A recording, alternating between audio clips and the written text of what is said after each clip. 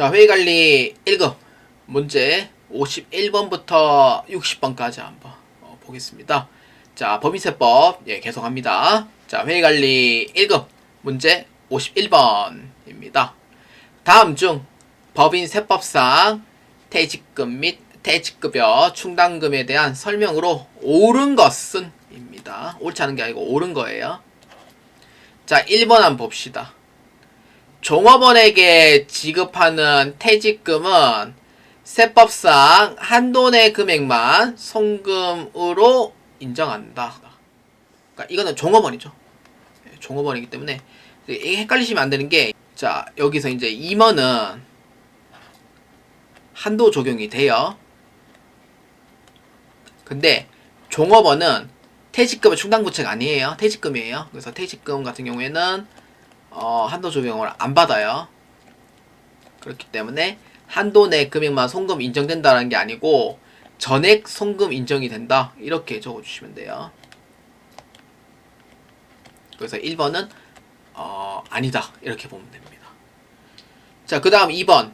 퇴직급여 충당금의 송금 산입은 신고 조정 사항이다. 아니죠.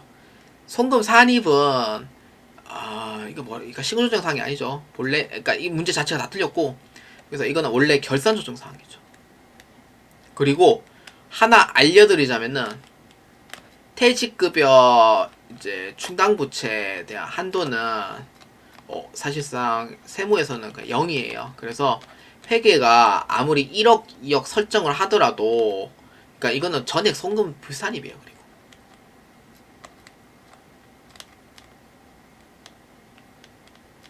전액 송금 불산입이에요. 그렇기 때문에 이번에 대한 부분은 본래는 결산 조정 사항인데 한도 초과는 다 신고 조정 사항, 이렇게 보면 됩니다. 자, 그 다음 3번. 법인세법상 한도를 초과하여 설정된 퇴직급여 충당금은 송금 불산입되고 유보로 소득 처분된다. 그러니까 법인세법상 한도를 초과를 해요.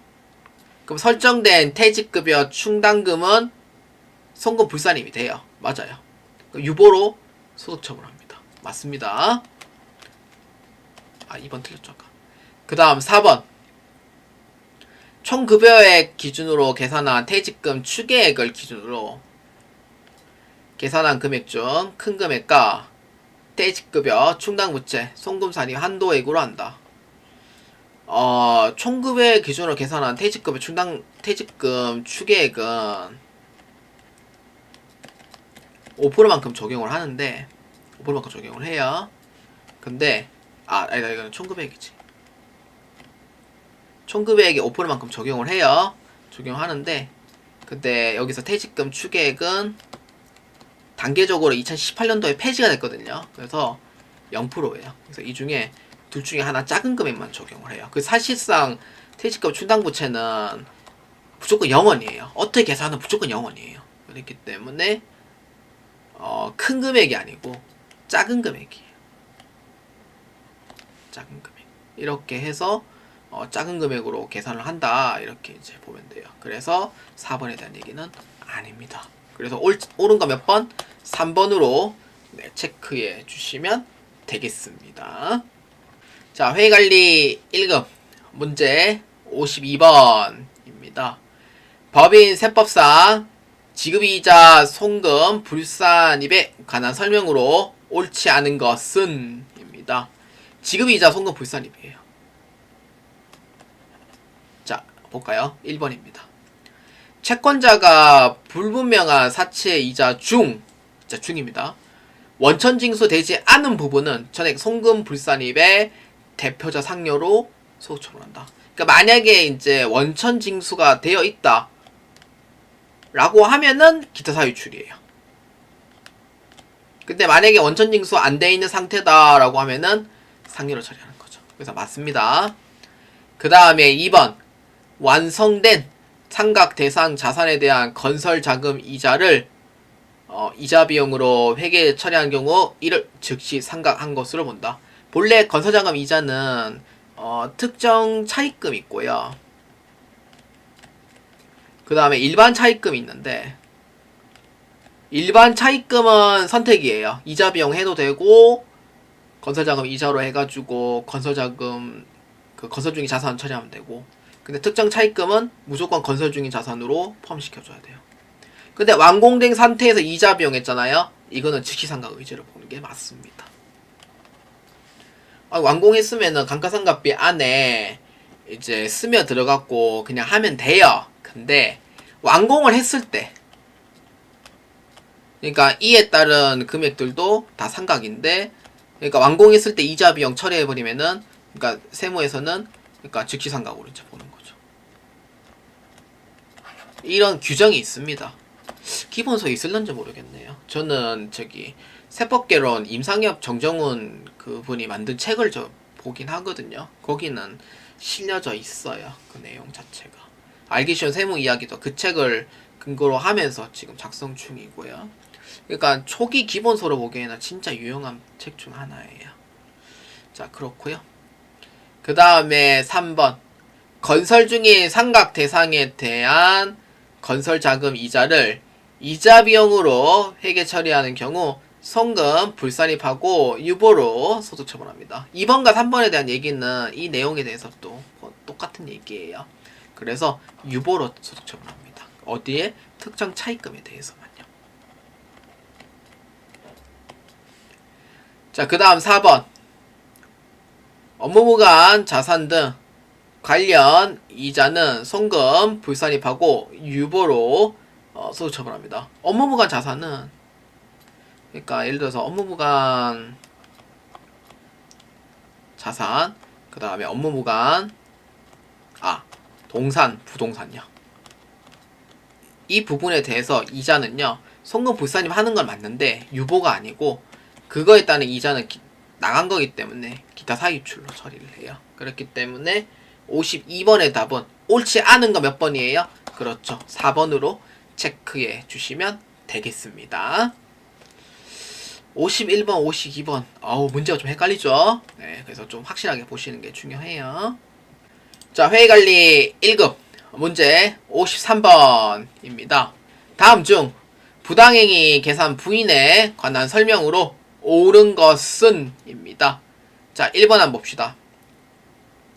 특수 관계인에 해당하는 법인에 대한 가지급금 인정 이자는 입금 산입하고 유보로 소득 처분합니다.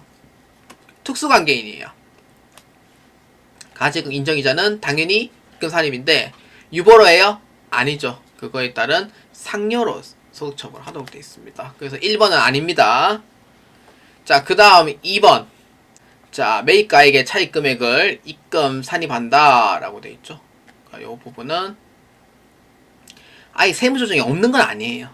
세무조정이 없는 건 아니고, 이제 시가와 매입가에게 차익은 입금 산입하고 그거에 따른 이제 자산 매입한 금액을 송금 산입이라 하는 규정이 또 있어요. 그래서 이번에 대한 부분은 그러니까 옳다고는 볼 수는 없습니다. 그래서 틀렸고, 그 다음 3번. 특수 관계인과의 거래로 법인의 세부담이 감소되는 경우 공정성 여부와 무관하게 부당행위 계산 부인 규정을 적용한다. 그러니까 특수관계인 거래로 법인의 세부담이 감소를 해요. 공정성 여부와 무관하진 않습니다. 그래서 이 부분은 좀 확인의 필요가 있죠. 그러니까 특수관계인 거래가 그게 나쁜 건 아니에요. 그렇게 꼭 정당히 하는 사람도 있고, 그러니까 뭐 그런 경우가 있지만 공정성 여부와 무관하다? 특수관계인을 뭐 아예 뭐 범죄자 취급하면 안 돼요. 그렇다고. 그 다음 4번. 법인세법상 특수관계인에 해당 법인의 출자자, 소액주주 제외입니다. 임원 및 계열회사 등이 있다. 그래서 4번이 맞는 거죠. 그렇기 때문에 53번에다 몇 번이에요? 그렇죠. 4번으로 체크해 주시면 되겠습니다. 자, 회의관리 1급 문제 54번입니다. 다음은 주식회사 3일의 제11기 법인세 신고를 위한 자료입니다. 자료에 의하여 세무조정을 수행하는 경우 각 사업연도의 소득금액을 계산하면 얼마인가? 입니다.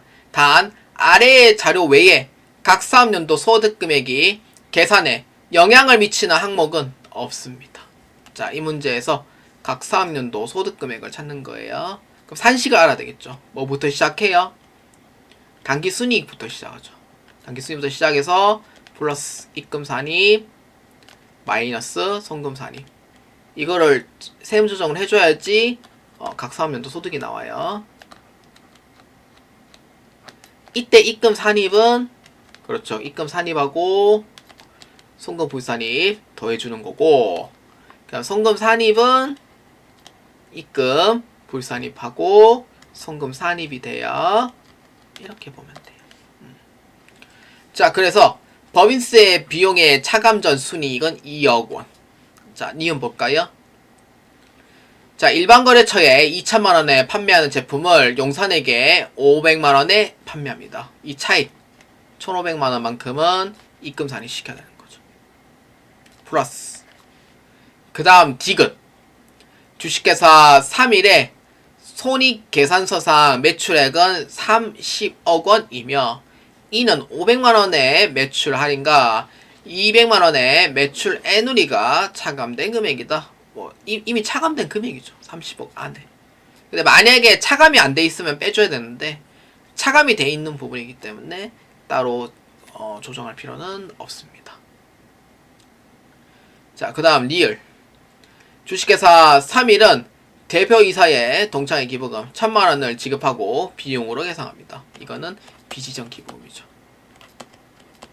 그래서 이거는 그 입금 산입, 그러니까 즉 송금 불산입. 소득 처분은 상여로 해주시면 됩니다. 그래서 플러스 이렇게 돼요. 2,500만원 더하면 되죠. 54번이다 몇 번이에요?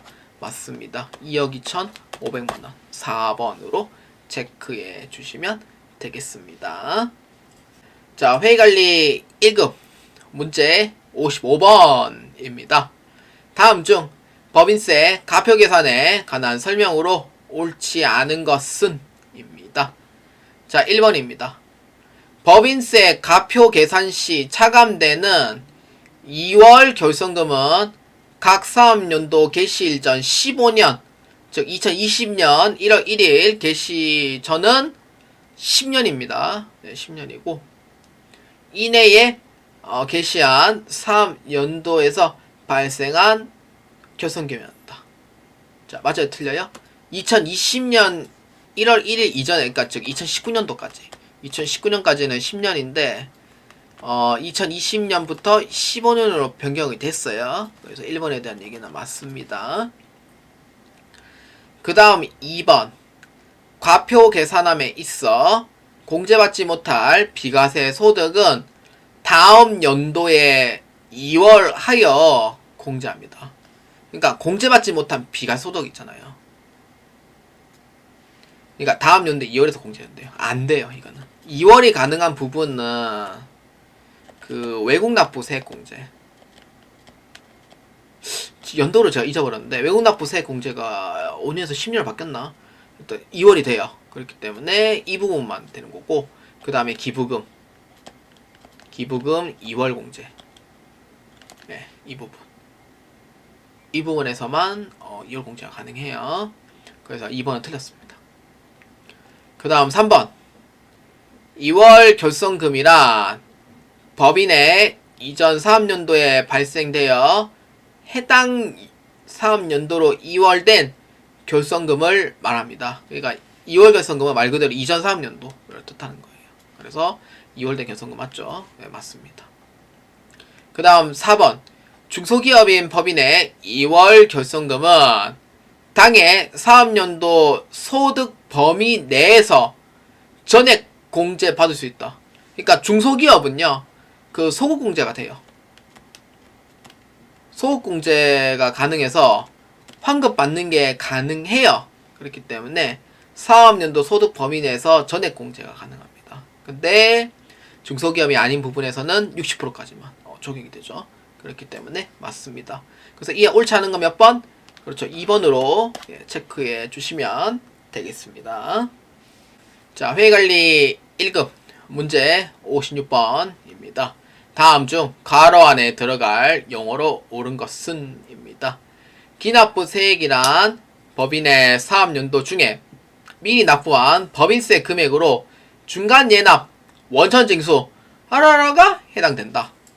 기납부세액은 미리 납부한 거죠. 세 가지 기억나시나요? 그렇죠. 중간 예납, 원천 납부, 그 다음에 수시부가 세 가지예요. 그러니까 없는 거는 이 부분에 수시부가. 그래서 이에 해당하는 정답 몇 번? 2번으로 체크해 주시면 되겠습니다.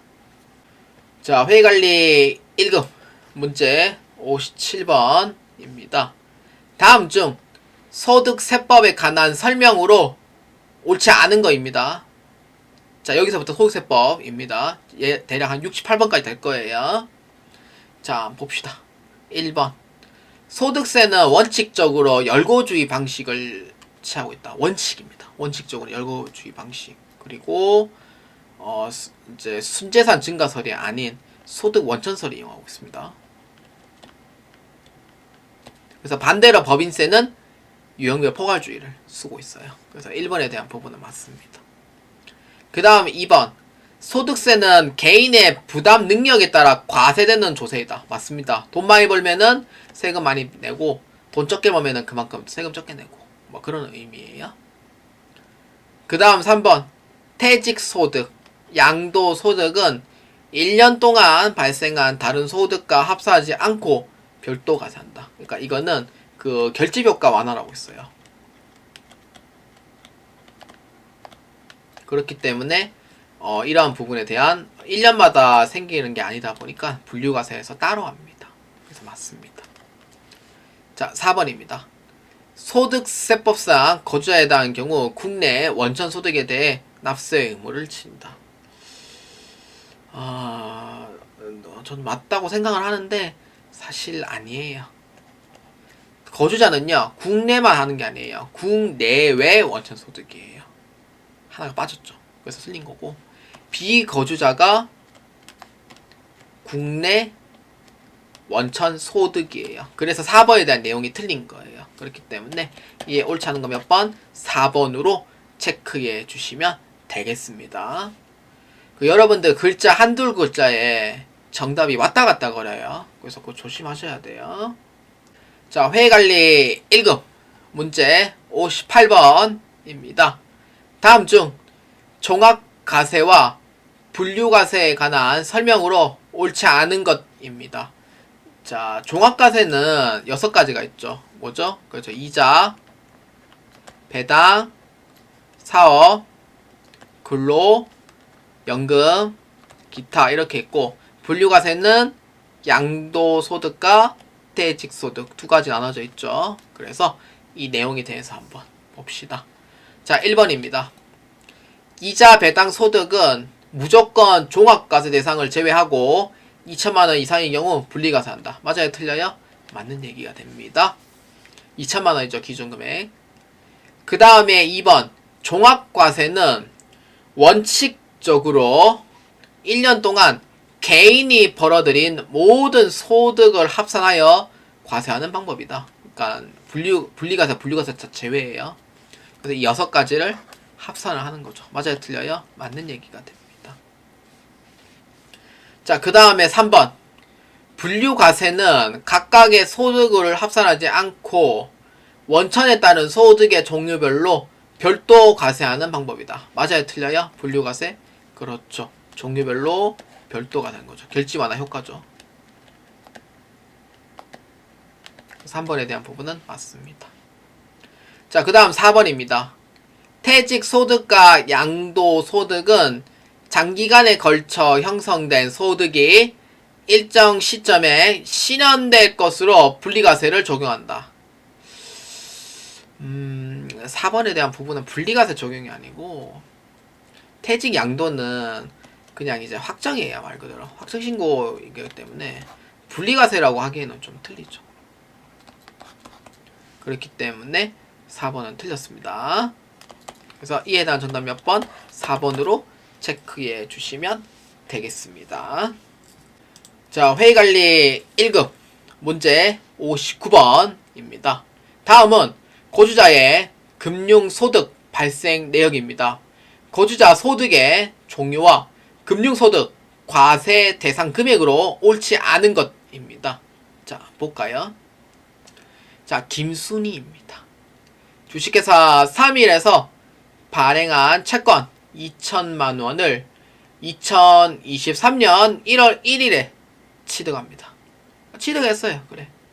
자, 동채권의 액면이자율은 12%.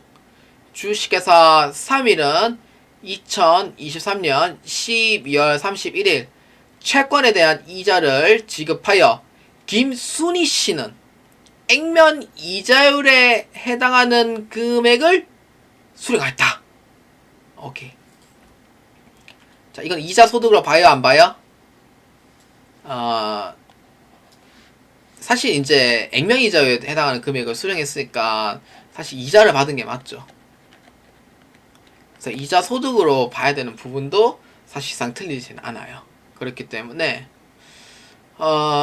보면은 옳지 않은 거니까요. 2천만 원에 12% 얼마예요? 240만 원이죠. 맞아요, 틀려요? 맞다. 이렇게 보면 됩니다. 자, 그 다음 2번 이철수입니다.